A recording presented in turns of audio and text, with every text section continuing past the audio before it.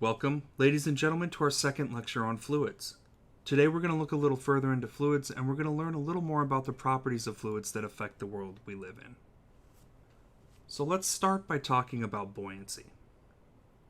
We've all seen that some things will float in a fluid, okay? The most obvious example is a boat in water. But why does that work? So let's start by considering a little box of water again.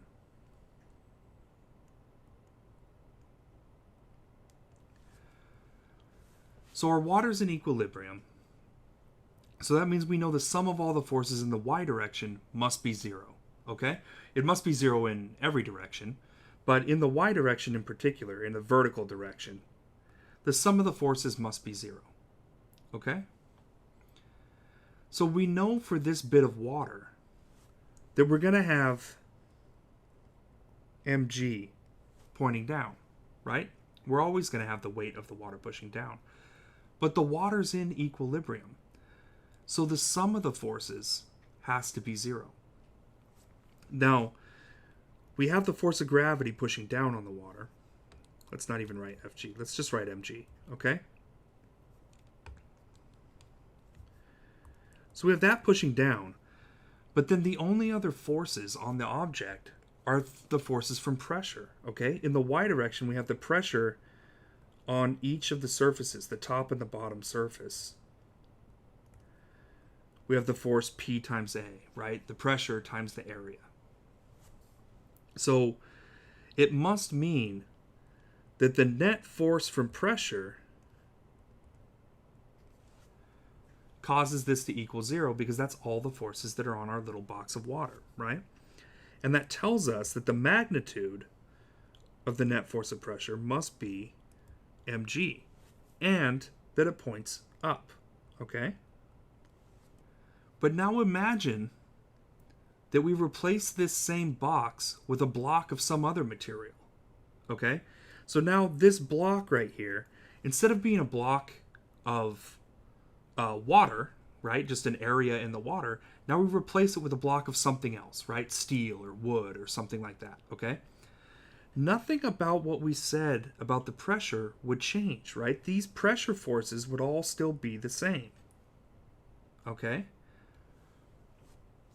So the pressure would push on this block of something else, or of whatever it was, in the exact same way that it was pushing on the block of water, okay? This means the net effect of the pressure on the block in the y direction, Fp here, is still going to be up, and it's still going to have a magnitude, mg, where this m is the mass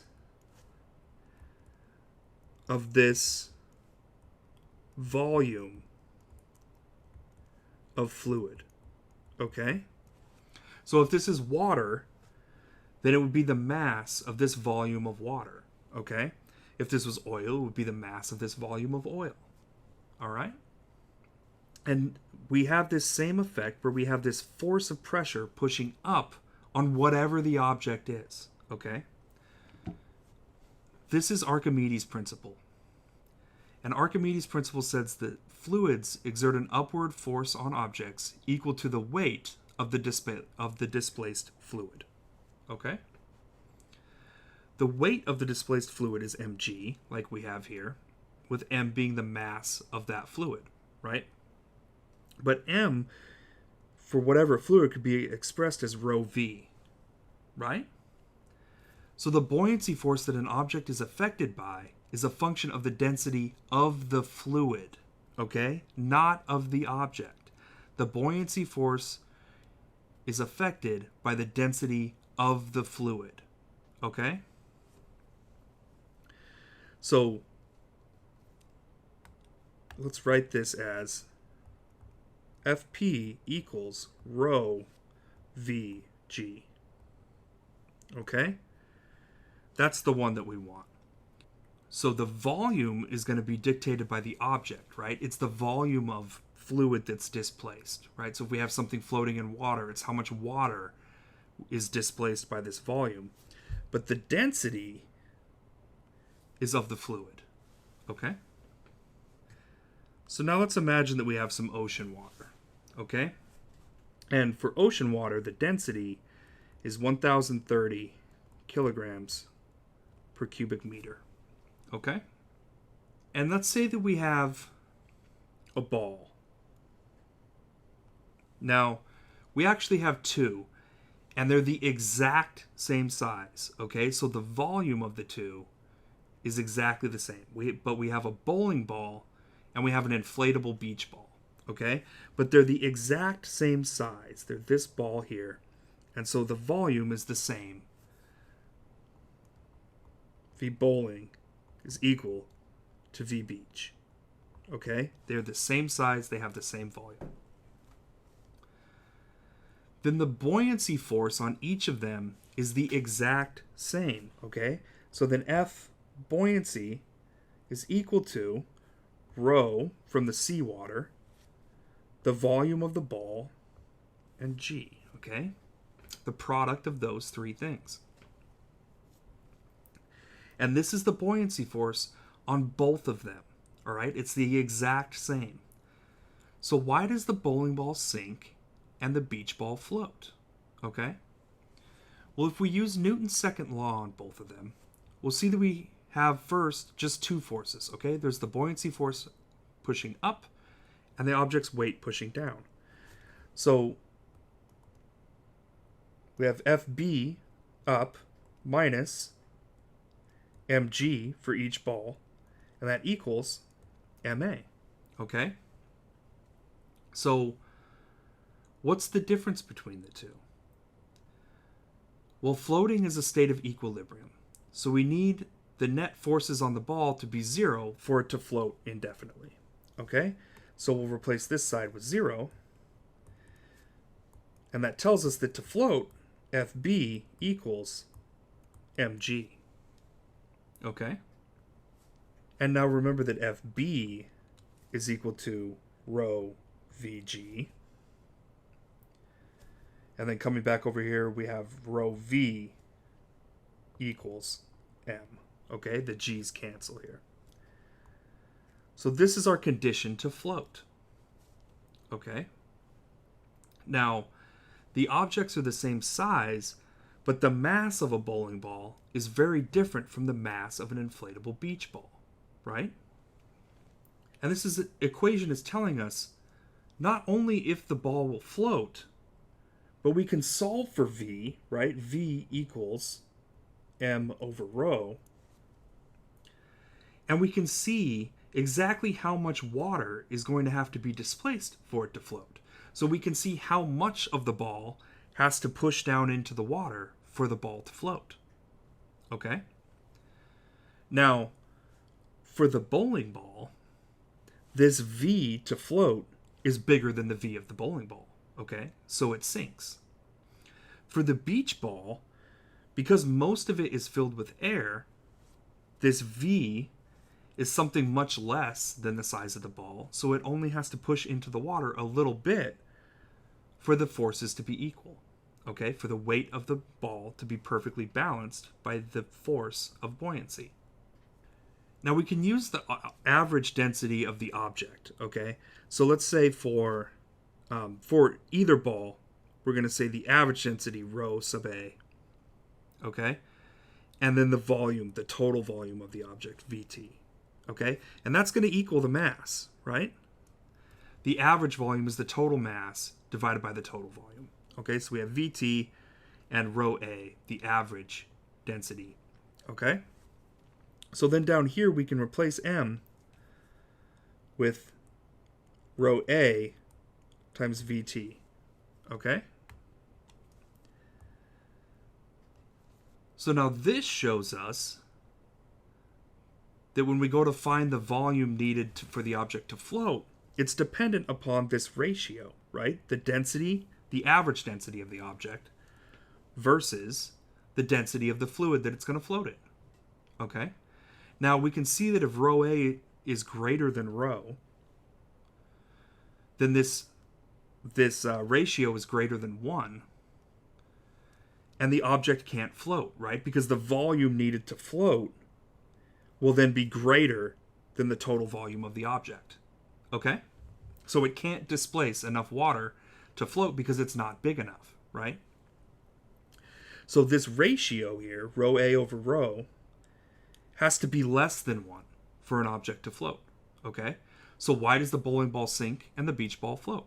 Well, the bowling ball has a density that's much greater than seawater, right? So this ratio is greater than 1, so it sinks. Okay? It would need a volume that's bigger than the total volume of the bowling ball in order to float, right?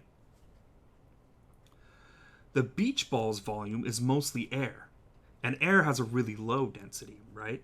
So the average density for the ball is much less than seawater, meaning that this ratio is less than 1, and so this volume needed to float is much less than VT, okay? And indeed, we've seen with some, when the beach ball is pretty big, right? And it's really, the majority of the volume is really just air. They don't have to push into the water very much at all, right? You barely have to have just the bottom of it in the water, and the forces are equal, and it floats. Okay? Now, this same principle is behind the way that ships work. Most modern ships are made of steel, and steel has a much greater density than seawater, okay? So, how can a steel ship float? Well, the shape of the ship means that a significant portion of the ship's volume is air, okay? And this makes the average density of the ship's volume less than seawater, so it floats, okay? So I have a ship and it's made of steel, but the shape of it, like this, means that the ship's volume, right, this area here that it takes up, is mostly not steel. Okay, so the average density of the ship is less than the average density of seawater because most of this volume is air, even though the thing actually making up the ship is steel. Okay? So then how do submarines go underwater, right? How do they descend under the water? They actually take on water so that the average density of the volume of the ship is greater than seawater, okay? And then they sink. And then oftentimes, once they get down to the depth that they want to be at, they pump a little bit of water out so that the buoyancy force and the weight of the ship perfectly balance so that the ship is neither pushed toward the surface or sinking any further. Okay? Another effect of this is you may have also noticed that you float better in the ocean than you do in a freshwater swimming pool. Okay? Well, why is that? That's because this rho on the bottom, the rho of the fluid, so rho for seawater is 1030 kilograms per meter cubed, and rho for freshwater is 1,000 kilograms per meter cubed. Okay? Your body has some set average density, right? Rho A up top here. So if I make the denominator bigger, I make this ratio smaller. Okay? And the higher density of seawater comes from the fact that there's extra stuff in the seawater, right? Namely the salt. Okay, so it's a little bit denser than freshwater. And that higher density of seawater makes the ratio smaller. So you displace the same volume of freshwater and seawater, right? Your body is the same size either way. And your average density is the same either way, okay? But the buoyancy force on you is greater because the density of the fluid that you're in is greater, okay? The buoyancy force depends on the density of the fluid and the volume of the fluid that you displace, okay? The volume is usually fixed because we're considering some object, right? How well do you float in freshwater? How well do you float in ocean water? You are the object, and you displace a set amount of volume. The density of the fluid generally dictates what the buoyancy force is going to be, okay? So with the greater density in seawater, the buoyancy force is larger, right? Right up here. Buoyancy force gets bigger as we make the density of the fluid larger. So you float better, okay? But remember that this effect is for objects in fluids, not just in liquids, right? So this is actually the very same principle that makes balloons float in air, okay? You've probably all seen like a birthday balloon or something that we fill with helium. Why do we fill it with helium? We fill it with helium because the density of helium is much, much less than the density of atmospheric air. Okay? So the same thing happens. Okay? This same equation, the average density of the balloon is less than the atmospheric air that it displaced. Okay? And so it floats. And it floats in the air just like a beach ball floats in the ocean. So now let's move on and take a very brief look at surface tension. Okay? We said before that the difference between gases and liquids was that with liquids, the molecules were exerting some attractive force on each other, right? They have cohesion. So we have our little molecules here of, as I'm drawing them, water. And when it's a liquid, they have this attractive force, okay? Now, for the most part, these attractive forces don't lead to any net force, right? Because I have, say, down in the middle of the water, I have all these molecules everywhere, and they all pull toward each other, right? So all the molecules are pulled in kind of every direction by all the other molecules that are around them, right? There's molecules all over here, right? So it doesn't really matter. But on the surface, right, at the edge of the water, I'm going to have these molecules, right?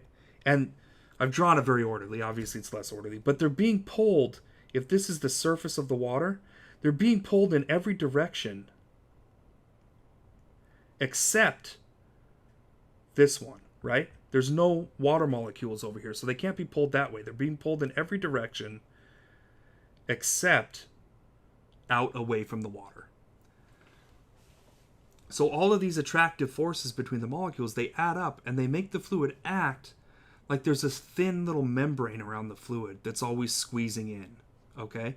Think of it like an exceptionally weak water balloon, okay? Or like there's some really, really weak like spandex around the fluid that's always squeezing it in, okay? So because this tension is always squeezing in on it, right, we call this surface tension, this squeezing in effect, okay? So because this tension is always squeezing in, it'll always try to minimize its surface area, all right? So this is why we see liquids in micro-G environments like the space station arrange themselves into spheres. If you've ever seen astronauts push some liquid out of a little pouch or something, if they have a pouch, they rip off the corner and they push some liquid out, it comes out in little spheres, all right? Well, why is that? It's because of this surface tension pulling on the fluid. It's always going to try to minimize its surface area, and a sphere always has the smallest surface area for a given volume, okay? There is no shape that has less surface area per unit of volume than a sphere. So when they push the liquid out of the little packet in a micro-G environment where there's basically no other forces acting on the liquid, okay, it'll pull itself into a sphere from surface tension, okay? This surface tension, these molecules pulling at each other like this, is also the reason that the little like water strider bug, I don't know how to draw a water strider bug, that's a water strider bug, okay? That's the reason they can move around on top of the water, okay? It's not actually floating. It's not on top of the water for the same reason that the beach ball was on top of the water. It's actually light enough that the surface tension of the water can hold up the water strider, okay?